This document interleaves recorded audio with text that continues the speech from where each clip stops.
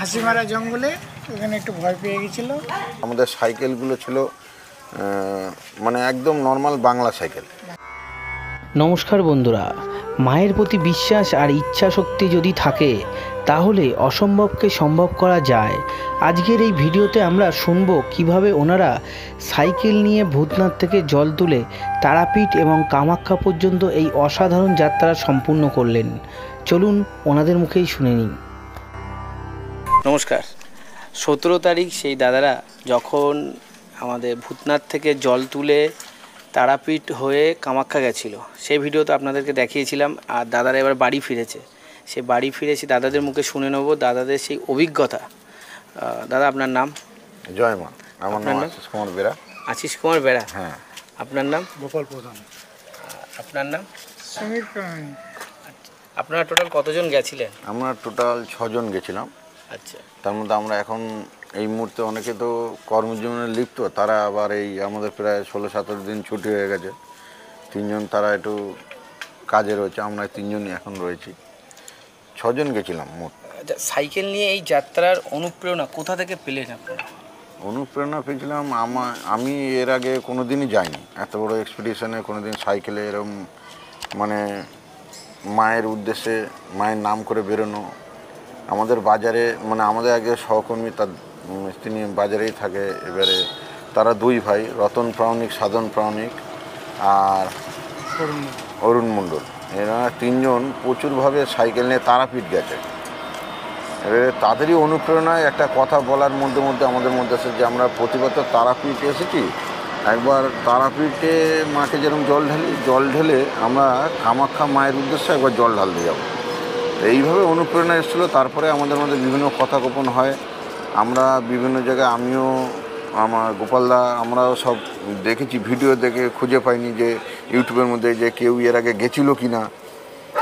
যে এরকম ভিডিও থাকে না, যে রিলস থাকে যে তারা হয়তো কলকাতা থেকে কামাখ্যা উদ্দেশ্যে গেছে, কিন্তু সেরকম কিছু আমরা খুঁজে পাইনি। তবু আমাদের মনে একটা জেদ ছিল, আর আমরা এটা জেদটাকে পূর্ণ করতে পেরে এখন তো খুবই ভালো লাগছে। আর জেদটা ছিল যে আমরা যে করেই হোক আমরা কামাখ্যা মন্দিরে আমরা পৌঁছবই, এবং আমাদের একটা টাইম ছিল। সেই টাইমের মধ্যেও আমরা মানে কি বলবো, মানে সাইকেল চালাতে প্রথম 2 দিন আমাদের খুব কষ্ট হচ্ছিল। 2 দিন 3 দিন একটু ক্লান্তিভাব শুয়ে পড়ছিলাম, পা হাত পায়ে ব্যথা, বিশেষ করে তো হাঁটুর একটা খুব চাপ থাকে। আর আমাদের সাইকেলগুলো ছিল মানে একদম নর্মাল বাংলা সাইকেল, মানে রেঞ্জার বা রেসিন এরকম কোনো সাইকেল আমরা নিইনি। আচ্ছা, এই টোটাল এখান থেকে তারাপীঠ হয়ে কামাখ্যা টোটাল কত কিলোমিটার আপনারা সাইকেল চালালেন?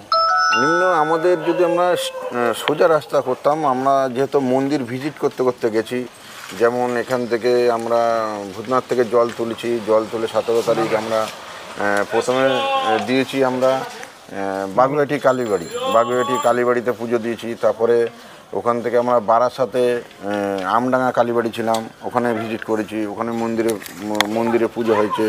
তারপরে আমরা ওখান থেকে গেছি নলহাটি থেকে এবারে যাচ্ছি আমরা তারাপীঠ। মানে আমাদের রাস্তাটা একটু ঘুর করে যেতে হলো জন্য। টোটাল কত কিলোমিটার হবে? টোটাল মিনিমাম আমাদের এই 1300-1350 কিলোমিটার মতো রাস্তা আমরা করেছি। সবচেয়ে কঠিন মুহূর্ত কোনটা ছিল এই এতটা রাস্তা জার্নি? সবচেয়ে কোথায় আপনার মনে হয়েছে খুব কষ্ট হচ্ছিল বা এটা মানে খুব ভয় লেগেছে আপনার, এরকম কি মুহূর্তে এসেছিল? হাসিমারা জঙ্গলে, ওখানে একটু ভয় পেয়ে গেছিলো। আচ্ছা, ওখানে কি মানে বাঘ ভাল্লুক না কিসের ভয় পেয়ে? ওখানে হরিণ দেখা গিয়েছিলো, দুটো 4টে গান্ডার দেখা গিয়েছিলো, আমাদের দিকে আসছিল, আমরা সাইকেল চালিয়ে চলে গেছি। বাপরে, বিশাল ব্যাপার। একটা চিতাবাঘ বাচ্চা মানে রাস্তাতে মরে পড়ে আছে। বাপরে। গাড়ি ধাক্কা মেরেছে, মেরে এটাকে মুখ দিয়ে রক্ত ভরে মরে পড়ে আছে। রাতে কোথায় থাকা হতো আপনাদের? আমরা বেশিরভাগ রাত্রিরে মন্দির ভিজিট করার চেষ্টা করতাম। সমস্ত মন্দিরে তো কিছু মন্দিরে আমরা ভিজিট করেছি, বা সেখানে থাকা, বাথরুম সেগুলো ব্যবস্থাও ছিল। এবারে যেহেতু আমাদের একটা সন্ন্যাসী জীবনের উপর থেকে আমরা মানে সন্ন্যাসীর যেরকম থাকে সেরকমভাবেই আমরা গেছি, মানে পায়ে জুতো নেই এরকম ব্যাপার। আর সেরকম তো ছিল, কিন্তু আমরা একটু মশারিটা নিয়ে গেছিলাম, যে জানতাম না জায়গাটা, এটা একটা বুদ্ধি করেছিলাম আমরা এখান থেকে মশারিটা নিয়ে যাওয়ার জন্য আমাদের একটা সুবিধা কী হয়েছিল, আমরা মশারিটা টাঙিয়ে নিয়েছিলাম, খুব বড় বড় দড়িও কিনে নেওয়া হয়েছিল। আর মন্দিরেই থাকতাম বেশিরভাগ, আমার চেষ্টা একটা রাত্রে যে কোনো সময় আপনি যে জায়গায় পৌঁছানো দেখা যাচ্ছে মন্দির পেলেন না, তখন আমরা বেশিরভাগ পেট্রোল পাম্প, অনেক পেট্রোল পাম্প আমাদের হেল্প করেছে। যেমন কালিয়াগঞ্জের ওখানে একটা পেট্রোল পাম্প ছিলাম আমরা, সেখানে পেট্রোল পাম্পের একজন মালিক তারা আমাদের থাকতে ডালখোলায়। তারপরে আমরা ওখান থেকে কিছু মানে টোল প্লাজায় সেখানে থাকার ব্যবস্থা, সেখানে থাকতাম। আচ্ছা, খাওয়া দাওয়াটা কিভাবে ম্যানেজ করতেন আপনারা? খাওয়া দাওয়াটা অ্যাকচুয়ালি আমাদের পুরো রান্নার যে সরঞ্জাম সম্পূর্ণ আমাদের শাকাহারি খাদ্য ছিল, আমরা নিজেরাই তৈরি করতাম খাদ্যটা। এবং কী করতাম, আমাদের সঙ্গে 5 কিলো একটা গ্যাসের সিলিন্ডার, একটা হাঁড়ি, কড়াই, ডেচকি, এগুলো সব আমাদের সঙ্গেই ছিল সাইকেলে, সবাই ভাগ ভাগ করা ছিল। এবারে আমরা কি করেছিলাম, রাস্তাতেই আমরা করেছিলাম বাজার, চাল ডাল এগুলো কিনে নিতাম একটা টাইমিংয়ের মধ্যে। এইভাবেই আমরা খাওয়া দাওয়ার ব্যবস্থা করেছি। আর রাস্তার যে মানুষজন আপনাদের কেমন সাহায্য করেছে বা আপনারা কেমন সাহায্য পেয়েছেন রাস্তায় মানুষদের কাছে? রাস্তায় বলবো না যে কেউ, আমাদের যেহেতু লাল বস্ত্র ছিল, আমরা সন্ন্যাসী মায়ের উদ্দেশ্যে যাচ্ছি, সবাই আমাদের সাইকেলের সামনে নেম প্লেট বা বোর্ড ছিল, সেটা দেখেছে। আর মানুষ আমাদের প্রচুরভাবে হেল্প করেছে, এবং কি আমাদের বিধর্মী মানুষ যারা আছে তারাও পর্যন্ত আমাদের হেল্প করেছে। সর্বধর্ম নির্বিশেষে আমি একটা কথা বলতে চাই যে মানুষ এরকমভাবে আমরা হেল্প পাবো রাস্তায়, এটা আমি কোনোদিন বুঝতে পারিনি। অনেকে কিছু এখন কমেন্ট করছে, মন্তব্য করছে, যা হোক আসে মানুষের মধ্যে, কিন্তু বিধর্মীয় মানুষরাও আমাদের হেল্প করেছে এই বিষয়ে। আর তারাপীঠে যখন মায়ের সামনে দাঁড়ালেন তখন কেমন অনুভূতি হলো? তারাপীঠে মায়ের কাছে গিয়ে তো কালী পূজার দিন যেহেতু আমরা ভোরবেলা ওখানে মানে 10টা সাড়ে 10টায় পৌঁছাই। গিয়ে আমরা তো আমাদের প্রিপারেশন থাকে সকালবেলা, আমাদের রাত্রিবেলা একটা বিশ্ব শান্তির উদ্দেশ্যে আমাদের একটা যজ্ঞ ব্যবস্থা ছিল। তারপরে রাত্রে যজ্ঞর পরে আমাদের ঘুঁটি সব উৎসর্গ করে মায়ের উদ্দেশ্যে আমরা জলগুলো দিয়ে আমরা এবারে মায়ের দর্শন করি। এবং মায়ের দর্শন করার পরে এই যে 2 দিনে 2.5 দিনের ক্লান্তি দূর হয়ে যায়, এবং সেইখান থেকে একটা মানে অদম্য শক্তি বা জেদ পাই মনে, যে এইবারে মার কামাখ্যার উদ্দেশ্যে মা তারাই তখন অনুমতি নিলাম, এবং অনুমতি দিলেন উনি বলতে গেলে যে যা, তোদের যাত্রা শুভ হবে। আর কামাখ্যা পৌঁছানোর অনুভূতি কেমন ছিল? কামাখ্যা পৌঁছানোর অনুভূতিটা বলবো না একেবারে খারাপ ছিল। কেন, এত দূরের রাস্তা, এই জার্নিতে আমরা সাইকেল নিয়ে যাচ্ছি, 6 জন মানুষ আমরা, রাস্তায় হাই রোডে যেভাবে গাড়ি ঘোড়া পাশ থেকে শোঁ শোঁ করে বেরিয়ে যাচ্ছে তারা, আমরা তো সাইকেল, এবারে পাশ থেকে এত জোর জোর যাচ্ছে, তবু আমাদের কোনো অসুবিধা নেই। আমরা যতটা পেরেছি নিম্ন আমরা পার ডে একটা মানে টার্গেট করতাম 100-120 কিলোমিটার সাইকেল চালাবো। প্রথম অসুবিধা হতো, কিন্তু তারাপীঠের পর থেকে আমাদের না এই জিনিসটা পুরো সয়ে গেছিলো শরীরে। 120 কেন, 150 কিলোমিটার বললে আমরা চালিয়ে দেবো। কামাখ্যা মন্দিরের পরিবেশটা কেমন লেগেছে? দেখুন, মন্দিরের পরিবেশটা অ্যাকচুয়ালি দেখুন, আমরা তো পশ্চিমবঙ্গের বাসিন্দা, আমরা তারাপীঠ বিভিন্ন যে নলহাটি ঘুরি, সেখানকার পরিবেশ এবং আসাম বলে যে রাজ্য, সেই রাজ্য তার একটা পরিবেশ আলাদাই হবে। সেখানে গিয়ে আমরা কিন্তু মায়ের দর্শন করেছি, এটা বটে ঠিক আছে, কিন্তু মানে ওখানে গিয়ে আমরা আগে যেরকম জানতাম, মানে আমরা তো অতটা জানি না, আমরা যেরকম জল নিয়ে গেছিলাম মায়ের উদ্দেশ্যে জল ঢালার জন্য। এবার সেখানকার মন্দিরের পরিবেশটা এরকমই ভালো, বলবো না, পুরো একটা শিডিউলের উপরে চলে। আপনি যে খুব আর্থিক দিক থেকে দিয়ে যে ভিআইপিভাবে পুজো দেবেন এরকম কোনো ব্যবস্থা নেই ওখানে। মানে সবাই যেরকম সর্বসাধারণের মতো পুজো হয় সেরকম হয়। একটা ভিআইপি ব্যাপার আছে, 500 টাকার একটা টিকিট আছে, তাতে মানুষ যায়। কিন্তু আমরা জেনারেলেই গেছিলাম, কিন্তু অতটা আমরা কোনো কষ্ট পাইনি। রাত 2টো নাগাদ আমরা লাইন দিয়েছিলাম, লাইন দিয়ে আমরা মোটামুটি সকালবেলায় 9:30 10টার মধ্যে আমাদের পুজো কমপ্লিট হয়ে যায়, এবং মায়ের ঠিকভাবে আমরা দর্শন করি, এবং আমাদের পুজো পাঠ সম্পূর্ণ সাফল্যমণ্ডিত হয়েছিল। আর বাড়ি ফিরতে কেমন লাগলো এতদিন বাদে যখন বাড়ি ফিরছেন? এতদিন পরে বাড়ি ফিরলে প্রথম কথা, বাড়ির লোককে এতদিন ধরে দেখছিলাম না। তারপরে এখন তো স্মার্ট যুগের সময় আমরা ভিডিও কলিং করছিলাম, যা হোক সেটা নিয়ে। বাড়ি যখন ফিরছি, আর বাড়ি ফেরার পর যে পরিবারের যে রিয়াকশানটা কেমন সেইটা একটু যদি বলেন। বাড়ি ফেরার পরে যেহেতু আমার ছেলে আছে, আমার স্ত্রী আছে, মেয়ে আছে, তারাও আমাকে দেখে যে বাবা এত দূর সাইকেল চালিয়ে এলো, হ্যাঁ এত পুজো করে এলো, বাবাকে অনেকদিন ধরে দেখছে না। ছেলে যেরকম জড়িয়ে ধরে বাবাকে, এরকম একটা ব্যাপার ছিল।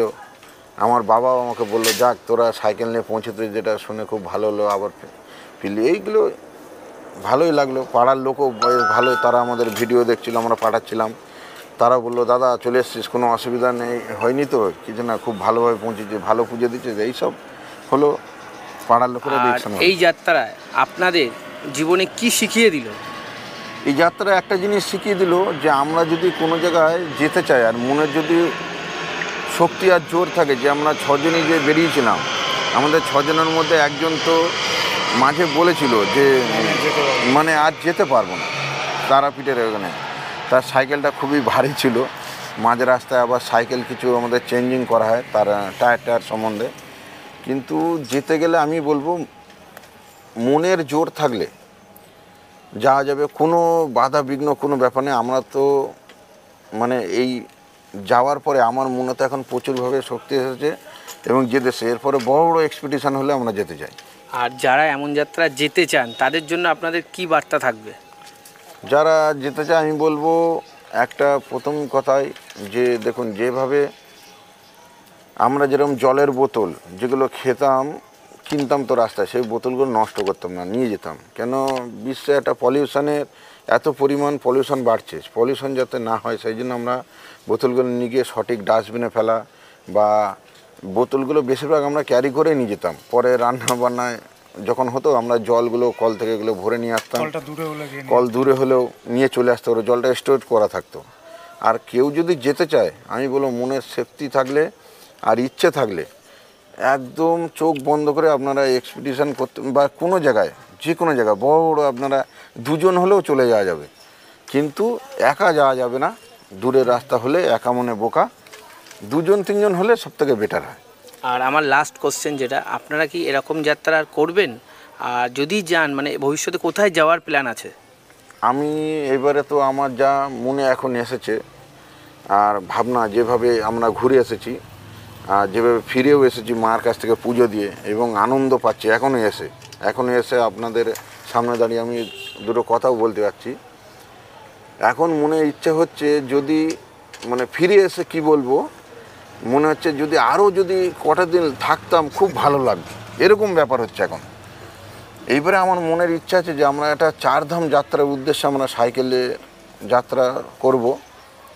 এর জন্য আমাদের লোক সংখ্যাও বাড়বে কিছু, এবং আগে কেউ আমাদের জায়গা থেকে যেতে চাইছিল না, আমরা 6 জনই গেছি। এরপরে আশা করি এরকম বড় বড় দূরে আর বড় বড় আমাদের ধর্মীয় স্থানে মায়ের আশীর্বাদে সবাই যেতে যাবে আমাদের সঙ্গে, এবং আমাদের সঙ্গে গেলে সবার ভালো। এবং কেউ যদি যেতেও চায় তারাও এই ভিডিওর মাধ্যমে দেখে তারাও মোটিভেশন হয়ে যেতে পারে।